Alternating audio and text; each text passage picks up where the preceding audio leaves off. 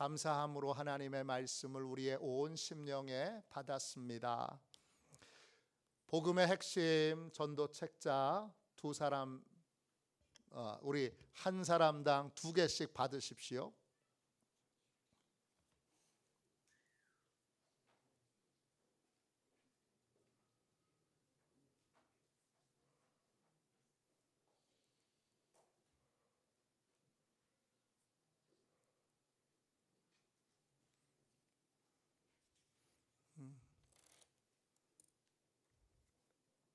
네, 다 받으셨어요? 네, 목사님 저 잠깐만. 네, 저도 하나만.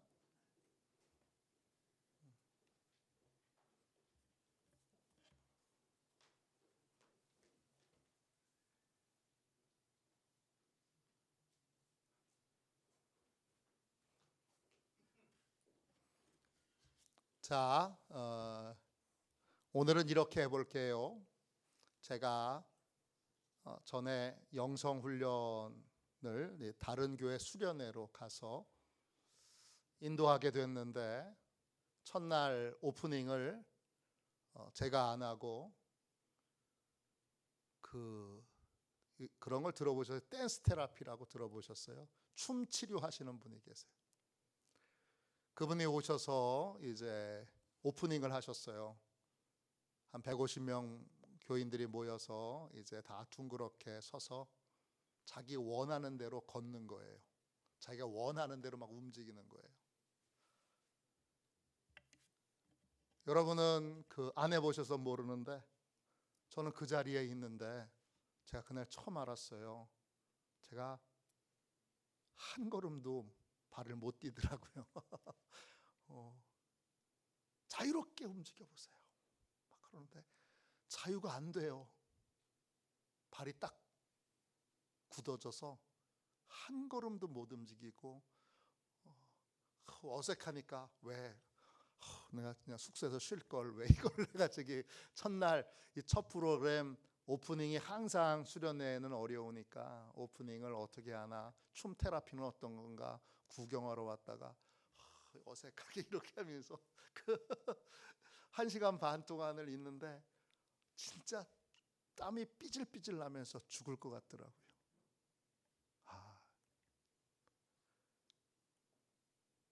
제가 이 말을 하는 이유는 네, 오늘은 우리 지난주는 일남선교회 헌신예배였고 그 전주에 복음을 전했던 분 말고 다른 분에게 한번 가서 복음을 전해보도록 하기 위해서 하는 거예요. 내가 앉던 자리에서 일어나서 내가 가보는 게 쉬운 일이 아니에요. 되게 어려워요. 야, 그 댄스 테라피. 자, 진짜 어떤 분은 너무 자유롭게 막 그냥 소시적이면 다녔는지 모르겠어요. 근데 막 얼마나 자유롭게 다니는지 와, 난 너무 부럽더라고요. 근데 저는 이게 수줍음 때문인가? 아니면 어렸을 때 뭔가 좀 사랑을 덜 받아서 그런 건가? 움직이질 못하겠더라고요. 야, 그때 이 자유롭게 움직이세요. 막 자유롭게 움직이라는 말이 너무 고통스러워. 막 한 걸음도 못 뛰는데. 그래서 전도할 때 우리가 낯선 곳에 가게 되는 것이 우리에겐 두려움일 수도 있는데 오늘 좀 극복하는 마음으로 여기는 안전하니까 이 안에서 오늘은 지난번에 복음을 전하지 않은 분들에게 가서 한번 복음을 전해보는 걸로 그렇게 하겠습니다. 그래서 우리 마을에도 다 대부분 교회도 다니고 예수도 믿지만 교회 안 다니는 분이 또 꽤 많아요. 그러니까 한 분 한 분에게 다가가서 실제로 복음을 전한다 이런 마음으로 이거 읽어보세요. 그건 안 돼요. 열고 제가 보는 앞에서 한번 읽어주세요. 그건 돼요. 그러니까 여러분 함께 같이 나눌 수 있도록 하겠습니다. 자, 첫 페이지 펴보시죠. 제가 다시 전하겠습니다.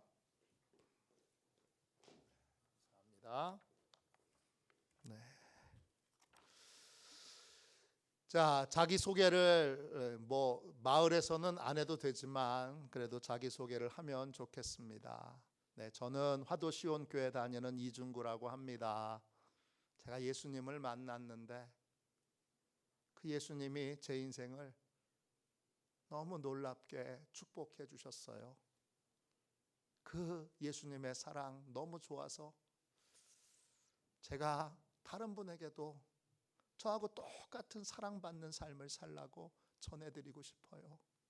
잠깐 시간만 내주시면 그러면 제가 선생님께 제가 만난 예수님의 사랑을 전해드릴 수 있을 것 같아요. 잠깐만 1분만 아니 조금 더 해서 한 2, 3분만 시간을 내주시겠어요? 그래 부탁을 해요. 근데 거절하시면 그러면 할 수 없는 거고요. 아직 하나님이 문을 안 여시는구나 그렇게 생각하고 가볍게 하시고요. 그 다음에 또 다시 한번 기회가 되면 다시 전하고 그러시면 좋겠어요.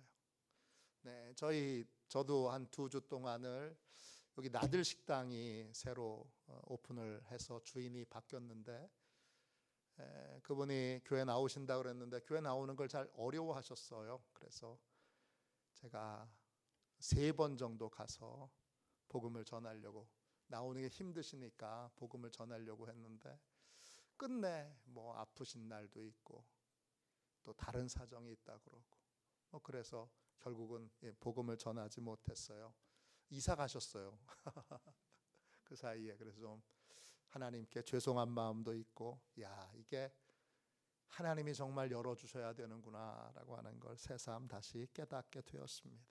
우리 여기 터미널만 해도 여기 지금 교회 안 다니는 분, 쉬는 분, 전에는 열심히 있었는지 모르지만 하여간 다녔는데 지금은 오랫동안 방학하신 분 여러 사람들이 있잖아요. 또 새로 이사 오신 분들 가서 시간이 좀 될 때 저도 뭐 우리 문사님 방학간 뭐 이런 분들 이제 조만간 가서 저도 앉아가지고 복음을 전하려고 합니다. 그러니까 여러분도 주중에 항상 이 2개를 호주머니 속이나 또는 가방에 들고 다니면서 하나는 내 거, 하나는 상대방 거 이렇게 해서 복음을 전하시면 좋겠습니다.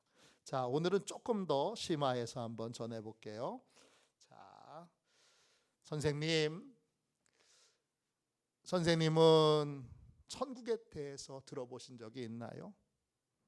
사람이 오는 순서는 있어도 가는 순서는 없잖아요. 오늘 밤이라도 이 세상을 떠난다면 선생님은 어디로 가신다고 생각하십니까? 가긴 어디 가요? 죽으면 끝이지. 성경은 그렇게 얘기하고 있지 않아요. 성경은 천국과 지옥이 있다고 얘기하고 있어요. 그 얘기는 저는 진짜라고 믿어요. 죽어보지 않았는데 어떻게 믿냐고요? 제가 믿는 예수님이 말씀하셨기 때문에 믿어요.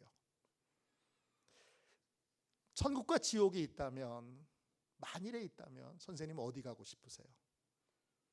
당연히 천국 가고 싶으시죠. 지옥은요, 좀 이따 설명하겠지만 끔찍해요. 절대 가면 안 돼요. 저희 아들이 너 천국 갈래 지옥 갈래? 그러면 4학년 때 이렇게 대답했어요. 목사 아들인데 4학년 때 너 천국 갈래 지옥 갈래? 천국은 굳이 꼭 가고 싶은 마음은 없지만 지옥은 가면 안 되지. 그게 저희 아들의 답변이었어요. 그래서 반성했어요. 천국에 대한 설교를 안 해서 그렇구나. 반성했어요. 천국에 가야 되겠죠. 천국은 아무나 들어갈 수 있는 곳이 아니겠죠. 그럼 어떻게 들어갈까요? 성경이 말하는 것만 얘기할게요. 성경은 요한복음 3장 5절 보세요. 물과 성령으로 나지 아니하면 하나님 나라에 들어갈 수 없느니라 그랬어요. 지금 상태로는 선생님 천국 못 가요. 거듭나야 들어갈 수 있대요. 물로 성령으로 다시 태어나야, 그래야 천국 들어갈 수 있대요. 왜 그렇죠? 왜 못 들어가죠? 죄가 있기 때문이에요. 두 번째 보세요. 모든 사람이 다 죄를 범하였음에 하나님의 영광에 이르지 못하더니. 선생님만 그런 게 아니라 모든 사람이, 한 사람도 예외 없이 죄의 문제를 해결받지 못하고서는 천국 갈 수 없어요. 모든 물건에 값이 있듯이 죄도 값이 있어요. 죄값을 치르셔야 돼요. 죄의 값은 뭐죠? 네, 세 번째 보세요. 사망입니다.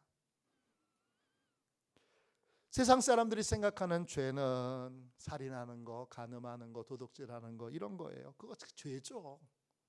끔찍한 죄죠. 무서운 죄죠. 근데 하나님은 그거보다 더 끔찍한 죄가 있다고 말씀하세요. 그 죄가 뭐냐고요? 예수님 믿지 않는 죄예요. 용서받을 수 있는데 용서받는 거 거절하는 죄. 하나님이 구원해 주시려고 하는데 하나님의 구원을 멸시한 죄. 그 죄도 살인이나 간음한 것만큼이나 끔찍한 죄예요. 왜냐?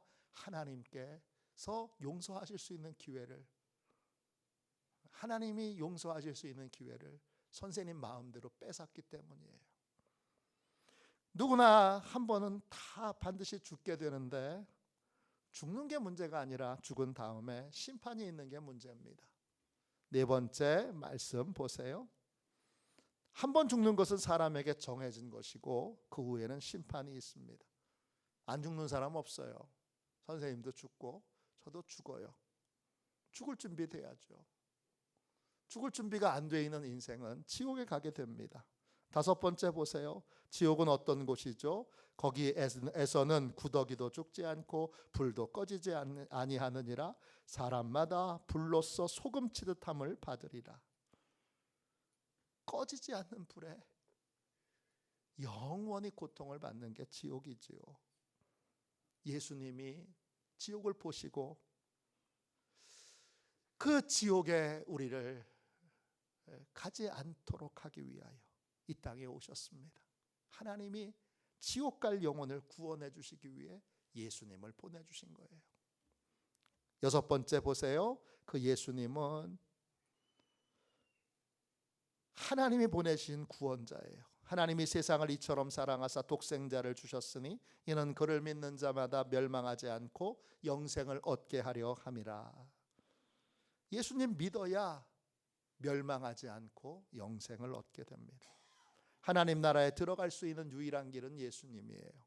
예수님은 자신을 이렇게 소개하셨어요. 일곱 번째 보세요. 내가 곧 길이요 진리요 생명이니 나로 말미암지 않고는 아버지께로 올 자가 없느니라. 예수님을 통해서 하나님 만나게 되고 예수님 통해서 변하지 않는 진리를 배우게 되고 예수님을 통해서 영원히 멸하지 않는 구원을 얻게 됩니다.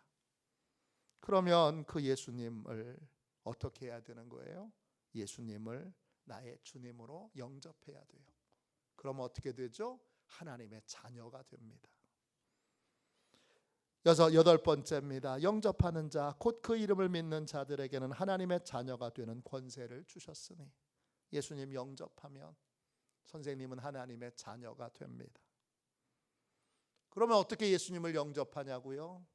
예수님을 마음에 진심으로 모시는 기도만 드리면 됩니다. 이 시간 선생님의 마음의 문을 열고 예수님을 선생님의 주인으로 왕으로 영접하기를 원하세요? 대답해 보세요. 네, 감사합니다. 그러면 저를 따라서 함께 기도하지요.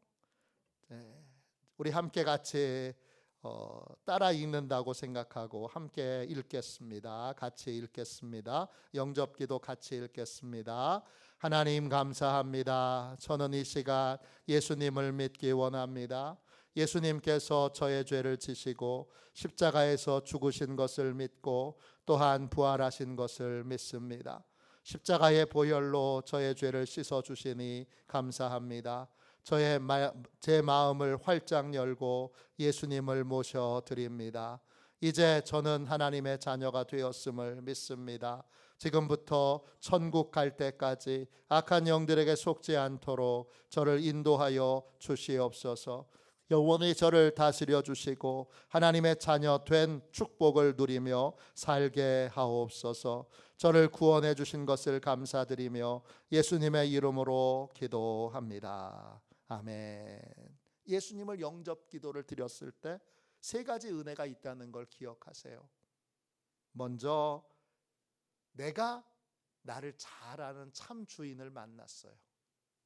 그래서 나는 모든 게 편해요. 예수님의 입장에서는 자기의 생명을 주고 잃어버렸던 영혼을 되찾는 거예요. 왜? 예수님이 우리를 창조하실 때부터 함께 계셨고 예수님이 우리를 창조하셨기 때문이에요.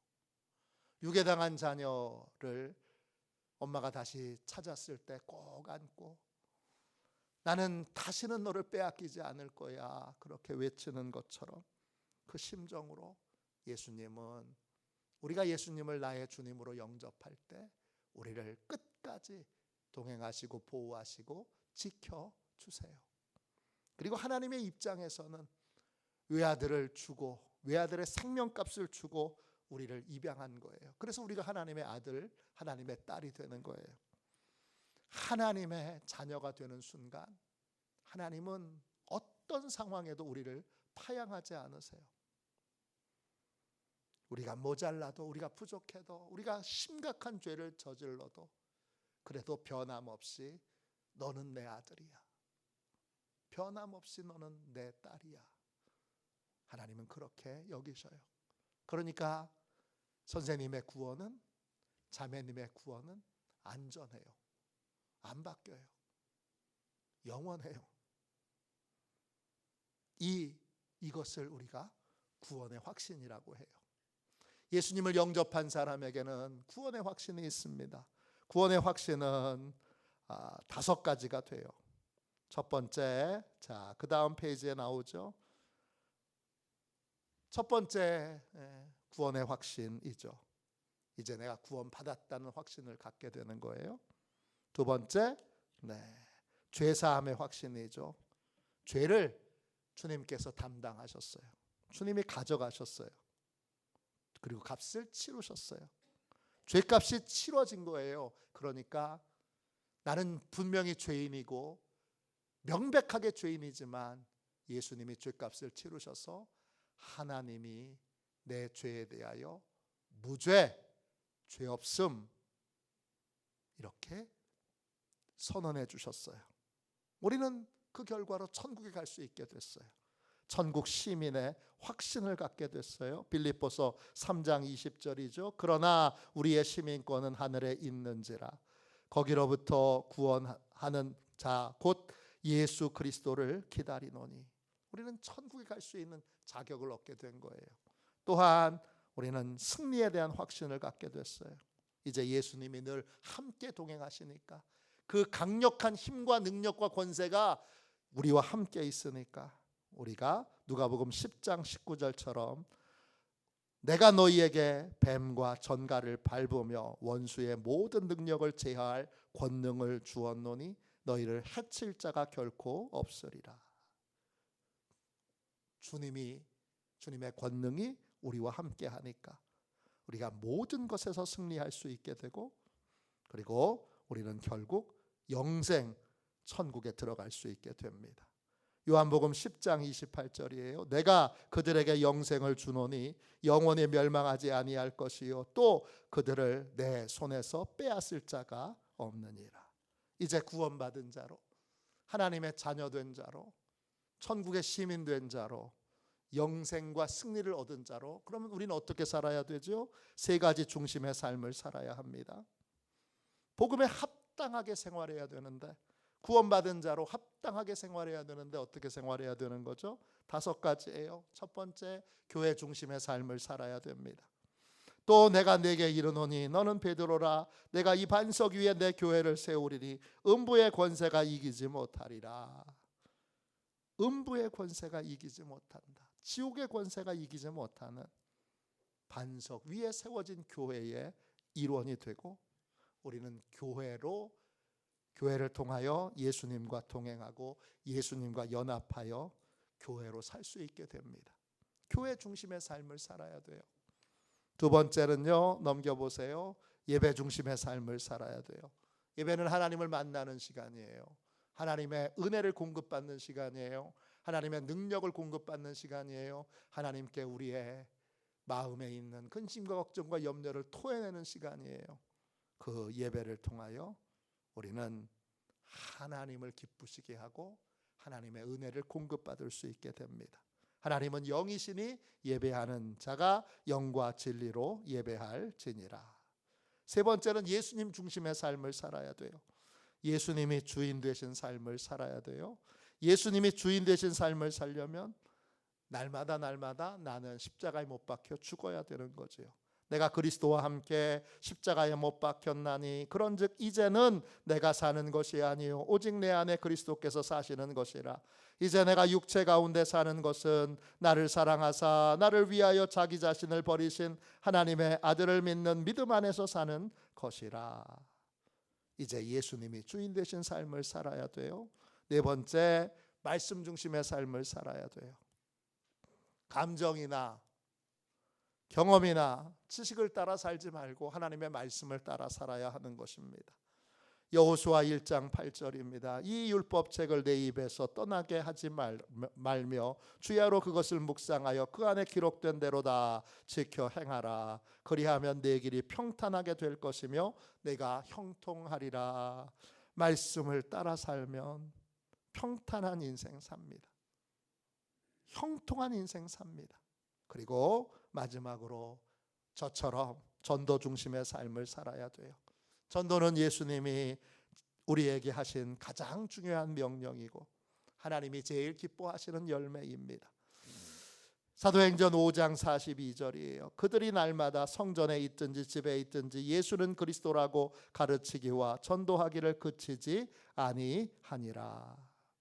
전도는 지상 명령이니까 열심히 이렇게 교회 중심, 예배 중심, 예수 중심, 말씀 중심, 기도 중심의 삶을 살아요.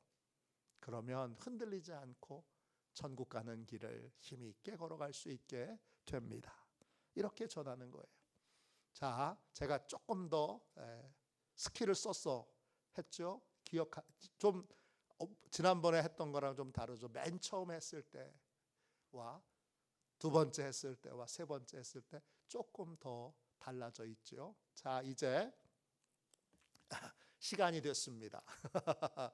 이제 두 사람씩 만나서 복음을 전해보는데 한번 강요는 하지 않습니다. 그 너무 힘든 일인 건 알아요. 댄스 테라피. 생각만 해도 다시 땀이 나네요, 뒤에서. 네. 한 걸음도 못 걸었는데 우리가 영원히 자유롭게 되면 그러면 막 가게 돼요. 영적인 자유를 주님이 우리에게 주셨다고 믿고 한번 이제 오늘 지난주에 지지난주에 만났던 분 말고 다른 분에게 오늘 가서 내가 한번 복음을 전해야지 생각해서 한번 찾아가 보시면 좋겠어요. 자, 제가 오늘은 조금 시간을 더 드릴게요. 그러니까 누구든지 한번 찾아가서 두 분씩 짝을 지어 보세요. 네, 자, 네.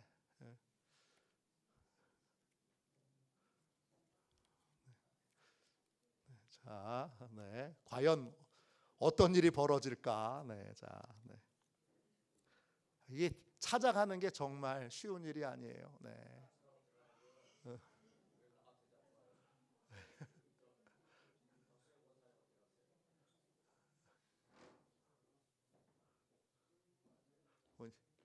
네. 가보세요. 네. 이게 되게 어려운 일이에요. 네. 진짜 저는 발걸음이 떨어지지 않는 여러분의 마음을 충분히 이해합니다. 저는 발걸음이 움직이지 않는 여러분이 충분히 이해되지만 동시에 발걸음을 떼시는 분들의 위대함을 감사드립니다. 대단한 일입니다.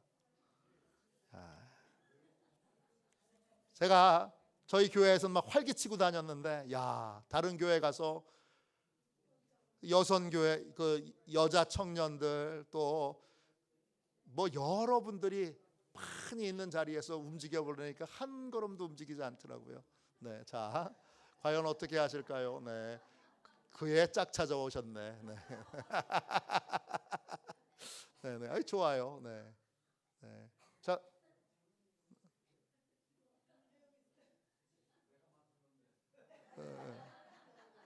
여기, 자, 저는 여기도 계세요. 네,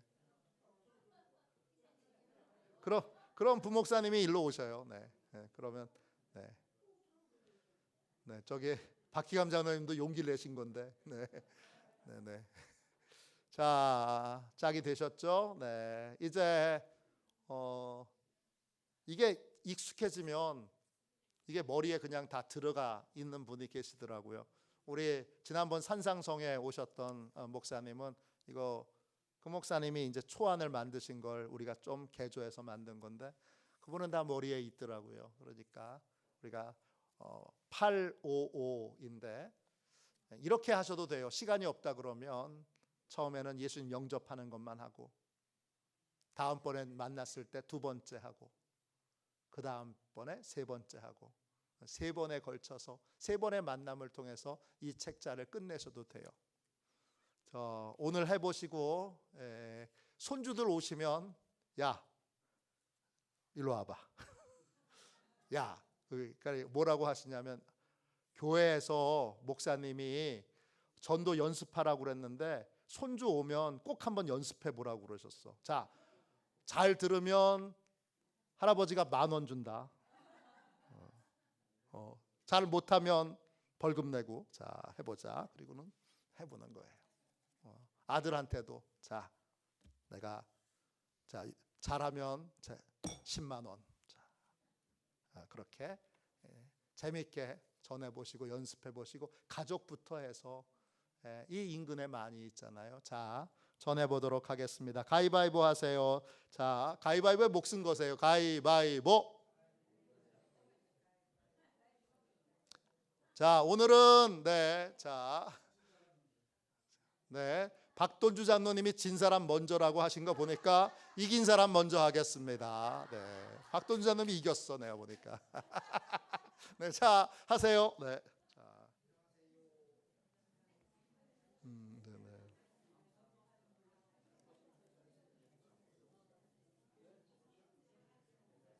어려.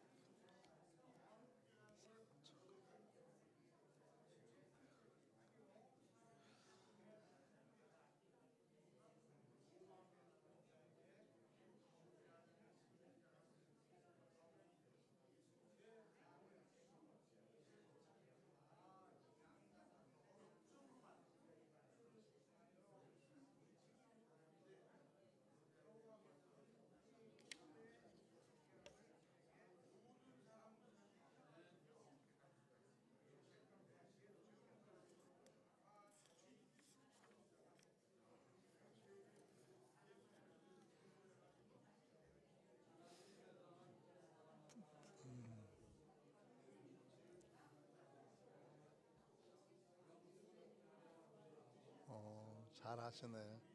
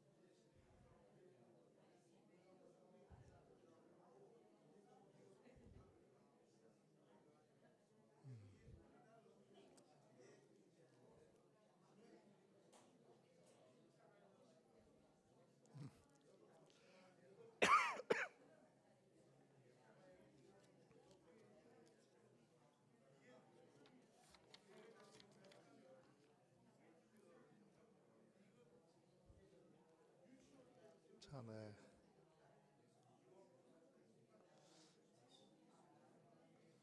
네, 자, 마무리하겠습니다. 네. 자, 네.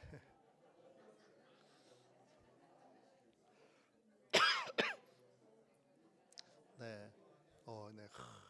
이 전도의 뜨거운 열기 너무 좋습니다. 네. 자, 마무리하겠습니다. 네, 자리로 다 돌아오십시오. 네.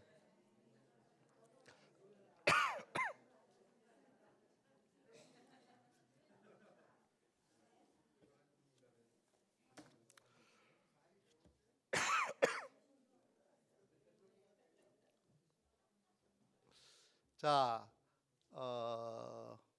한번 여쭤볼게요. 나는 좀 그러니까 뼈대가 8개 뼈대, 5개 뼈대가 있으니까 뼈대가 딱 있으니까 여러분이 넣고 싶은 거 다 넣어도 돼요. 막 넣어도 충분해. 시간이 있을 때는 막 여러 가지 넣어도 돼요. 그러니까 뼈대만 딱 지키면 되니까 어려울 게 없어요. 그러니까 요 뼈대를 가지고 영접시키고 그 다음에 확신 중심 이렇게만 여러분이 전하시면 되는데요. 나는 좀 기회가 되면 이게 전하면 전할 수 있겠다 싶으신 분 손 들어보세요. 네, 감사합니다. 네, 감사합니다. 네, 좋습니다. 네, 여긴 없어요. 네, 좋습니다. 네, 다음 주부터는 제가 앞부분에 시범을 보였잖아요. 이제 나오셔서 한 분 한 분씩 시범을 보일 수 있도록 하겠습니다. 그리고 시범을 보이시는 분들은 매주마다 미리 정해 드리도록 하겠습니다. 다음 주에 시범을 보이실 분 두둥, 그분에게는 저희가 알맞은 책을 사서 선물로 드리도록 하겠습니다. 강사님이시니까, 전도 강사님이시니까. 다음 주 1번 미모로 뽑았습니다. 박순현 권사님. 다음 주에는 박순현 권사님이 어떻게 하냐면 대표도 끝나고 설교하기 전에 딱 나오셔서 하시고 제가 딱 나오셔서 선물 드리고 박수하고 그 다음에 그렇게 하도록 하겠습니다. 이 앞자리에 나오셔서 이 앞에 스크린도 있고 그냥 책자 보시고 그냥 이렇게 한 사람에게 예수님을 전하는 것처럼 전해보시면 좋겠어요. 박순영 권사님이 너무 잘하실 것 같아요. 자, 오늘 말씀 간단하게 전할게요. 절 보세요. 예수님이 사마리아 땅으로 가셨어요. 이 이야기는 우리 50일 예수 동행 학교에서 했던 건데, 사마리아는 유대인들이 멸시하는 땅이에요. 제가 대학원 다닐 때 강사 중에서 사마리아 학을 전공하신 분이 계셨어요.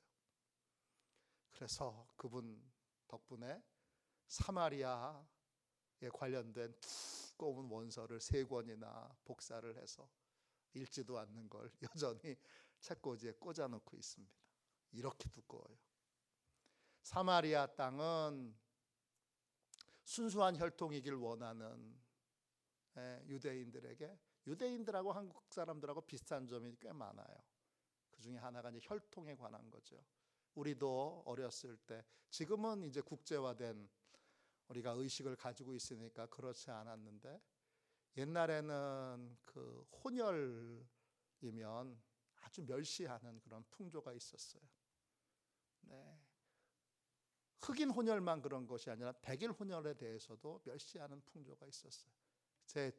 제가 어렸을 때 초등학교 살던 집 바로 앞에 백인 혼혈 여자애가 살았는데, 야, 진짜 예쁜 애예요. 봐도 야, 어디 진짜 텔레비전에 나오는 애 같아요. 너무 예쁜데 마을에서 친구가 없어요. 왜 친구가 없냐? 혼혈이기 때문이에요. 그래서 그 멸시하는 말 있잖아요. 섞였다고 그렇게 쓰는 말을 아이들이 서슴지 않고 했어요. 제가 강원도 시골에서 살아서 그랬는지 모르지만 제가 살았던 곳은 그래도 도시인데 그래도 그랬어요. 유대인들도 사마리아 사람들한테 그런 거예요. 아수르에게 정복당하고 나서 아수르에서 이제 혼혈 정책을 폈어요. 아수르 남자와 이스라엘 여자, 사마리아 여자죠. 또 사마리아 남자와 그 다음에 아수르 여자를 결혼시켰어요. 그래서 다 결혼을 하다 보니까 피가 섞여서 민족의 정신을 다 잃어버린 정말 경멸하는, 외국인들도 이스라엘 사람들은 개라 그러는데 그거보다 훨씬 더 경멸해서 사마리아 땅이 있으면 일부러 빙 둘러서, 빨리 통과하면 빨리 가는데 빙 둘러서 가요. 근데 그런 상황에서 예수님이 사마리아 땅에 들어오신 거예요. 들어오신 이유는 두 가지죠. 하나는 수가성에 사는 여인을 전도하려고 오신 거고, 또 하나는 제자들에게 전도하는 법을 가르치시려고 오셨어요. 사마리아 땅에 딱 들어가니까 이 예수님의 제자들은, 사마리아 사람들은 아예 전도할 생각을 안 해요. 이 사람들은 복음을 안 받아들일 거야. 왜? 유대인과 상종도 안 하니까. 그랬어요. 요한복음 4장 35절이에요. 너희는 넉 달이 지나야 추수할 때가 이르겠다 하지 아니하느냐. 그러나 나는 너희에게 이르노니 너희 눈을 들어보라. 눈을 들어 밭을 보라. 희어져 추수하게 되었도다. 제자들은 아예, 사마리아 사람들은 전도할 생각은 안 하고 음식을 구하러 갔는데, 예수님은 사마리아 여자에게, 그것도 사연 많은, 결혼을 6번이나 한 여자에게 복음을 전합니다. 그런데 이 여자가 복음을 듣고 예수님을 그리스도로 영접하고 나서 이 여자가 나가서 사람들에게 복음을 전하기 시작합니다. 뭐라고 복음을 전하느냐? 이렇게 전합니다. 요한복음 4장 39절이에요. 여자의 말이 내가 행한 모든 것을 그가 내게 말하였다 증언함으로 그 동네 중에 많은 사마리아인이 예수를 믿는지라.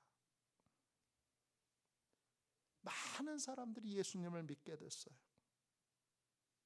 놀랍죠? 제자들의 예상은 빗나갔어요. 이 사람들은 복음을 전할 수 없어. 이 사람들은 복음을 안 받을 거야. 누구 생각이에요? 내 생각, 내 판단이죠. 저 사람에게 복음이 들어가겠어. 우리 외할아버지죠. 딱 안동 씨. 평생 도장 파는, 깐깐하고 꼼꼼하고 철두철미하고 자기 생각에서 한치도 양보하지 않는 아주 고집스러운, 동네 사람들이 다 예수 믿어도 이 동네에서 끝까지 안 믿을 사람, 김죽선, 저희 할아버지 성함이세요. 근데 예수 믿으니까 성격대로 믿는 것 같아요. 예수 믿으니까 그때부터는 또 어떤 것에도 흔들리지 않고 돌아가시기 전까지, 아프시기 전까지 새벽기도, 저녁 8시 기도, 평생을 하루도 빼놓지 않는 그러한 신실한 분으로, 원로 장로님으로 돌아가실 때 얼마나 그 담임 목사님이 깊이 사랑하시고 또 의지하셨는지, 미국에서 부흥회 마치지도 못했는데 중단하고 오셨잖아요. 마지막 예배 드리려고. 마지막 예배 교회에서 교회장으로 드리는데 가운데 여기 관을 놓고, 그 다음에 그 교회는 또 성가대가 있더라고요. 검은 그러한 이렇게 가운을 입고 또 흰 줄을 이렇게 떼고 그걸로 찬송을 부르면서 앞에서 상여가 나가는 것처럼 천국 찬송을 부르면서 나가는데 진짜 눈물이 왈칵 나더라고요. 참 멋지다. 이렇게 멋있게 하나님이 마지막에 데려가시는구나. 그 고집쟁이 할아버지를.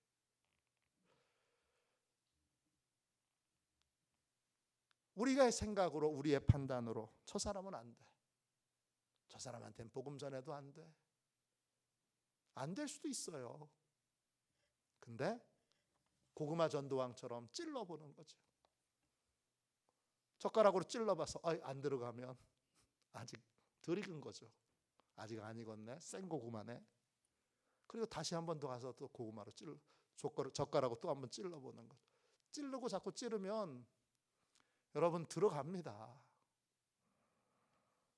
추수의 때가, 제자들은 생각한 거예요. 넉 달이 지나야 추수할 때가 이를 거다. 이 사람들은 아직은 아니야. 아니어도 좋아요. 그래도 가서 복음을 전하면 됩니다. 사마리아 여인이 복음을 전하자 사마리아 여인이 거두는 자가 되어서 수많은 영혼들을 거두게 됩니다.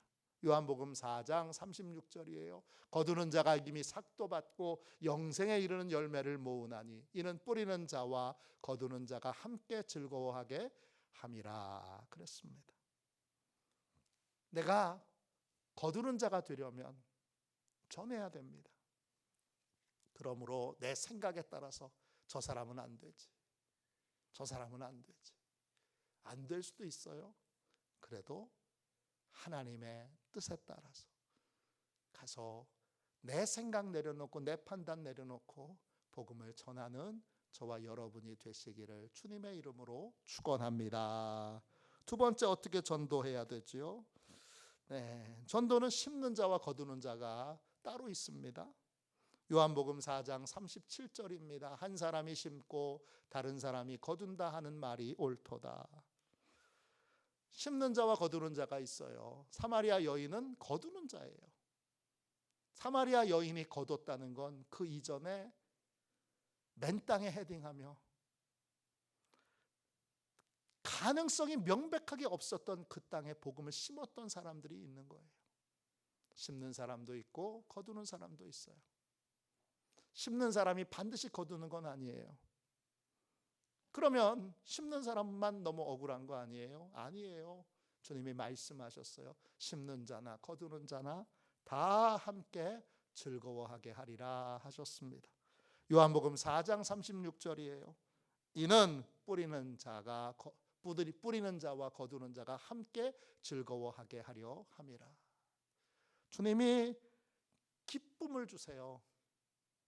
심는 자에게도 기쁨을 주시고 거두는 자에게도 기쁨을 주세요. 그 기쁨이 뭐예요? 활력을 주는 우리의 영적인 양식이에요. 우리는 밥만 먹고 사는 사람이 아니라 영혼을 위하여 수고함으로 하나님이 주시는 기쁨을 먹고 살아요. 그 기쁨이 주는 활력, 그게 없이 먹고만 살면, 밥만 먹고 살면 그 인생 행복하지 않아요. 하나님이 주시는 기쁨은, 그 기쁨이 주는 활력이 있을 때 그 에너지로 행복한 삶을 사는 거예요. 근데 주님이 거두는 자만 기쁘게 하지 않고 심는 자도 함께 기쁘게 하십니다. 그러면 내가 심는 역할을 해도 거두는 역할을 해도 어떤 역할을 하든지 그걸 통하여 행복한 인생을 살게 됩니다. 그러니까 열심히 전했는데 아무 반응이 없어. 그러면 잘 심었구나. 그렇게 생각하시면 틀림없고, 그래도 거두는 자의 기쁨과 같은 동일한 기쁨을 주십니다. 어떻게 전도해야 되죠? 주님의 인도를 따라서 전도해야 합니다. 요한복음 4장 38절입니다. 내가 너희로 노력하지 아니한 것을 거두러 보내었노니 다른 사람들은 노력하였고 너희는 그들이 노력한 것에 참여하였느니라.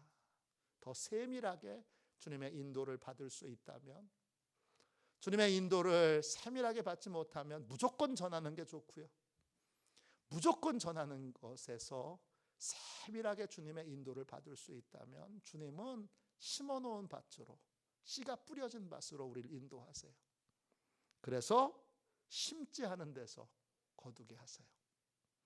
그러니까 주님의 세밀한 인도를 받으면, 그러면 이미 밭이, 씨가 뿌려진 밭으로 인도하시니까 그 밭으로 나아가는 복된 인생이 되시기를 주님의 이름으로 축원합니다.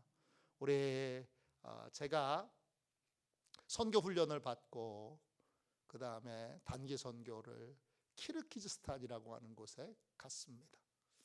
저희 지방에 에덴교회가 있는데 에덴교회에서 파송한 선교사님이 키르기즈스탄에 가 계세요. 키르기즈스탄에서 수도는 비슈케크예요. 신기하죠. 다른 나라 수도는 잘 이름이 기억이 안 나는데 선교를 갔다 온 나라들은 다 기억이 돼요. 선교사들의 95%는 비슈케크에 있어요. 서울에, 그 우리로 얘기하면 수도권에 있는 거예요. 거기는 종교 경찰들이 아주 삼엄하게 예배를 못 드리도록 감시하는 곳이에요. 근데 선교사 중에서 몇이 탄광촌 까라골이라고 하는 곳에 가셔서 선교를 하고 계신 분이 계세요.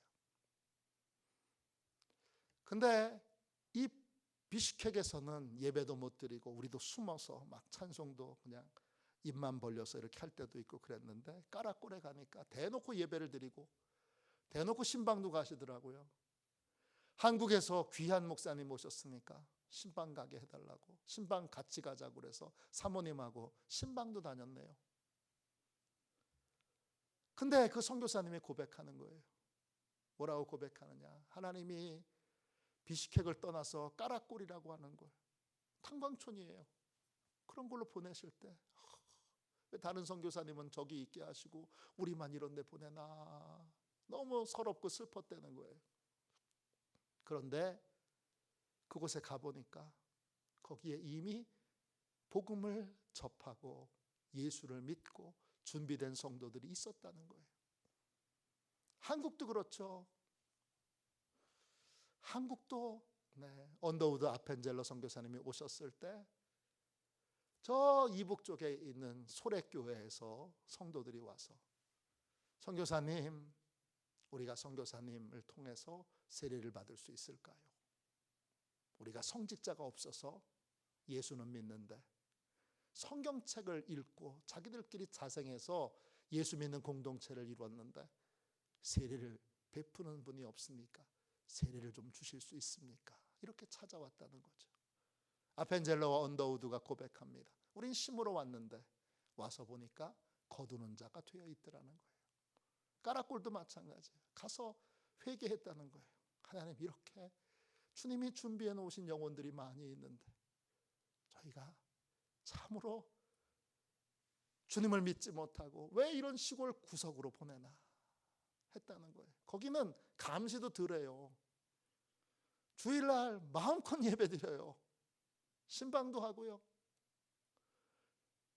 그곳은 종교경찰의 감시가 훨씬 덜하더라고요. 왜? 탄광촌이니까. 하나님이 세밀하게 인도하시는 곳으로 가면 그곳에서 심지 않은 데서 거두는 그러한 특별한 은혜를 경험할 수 있게 됩니다. 이렇게 전도하는 겁니다.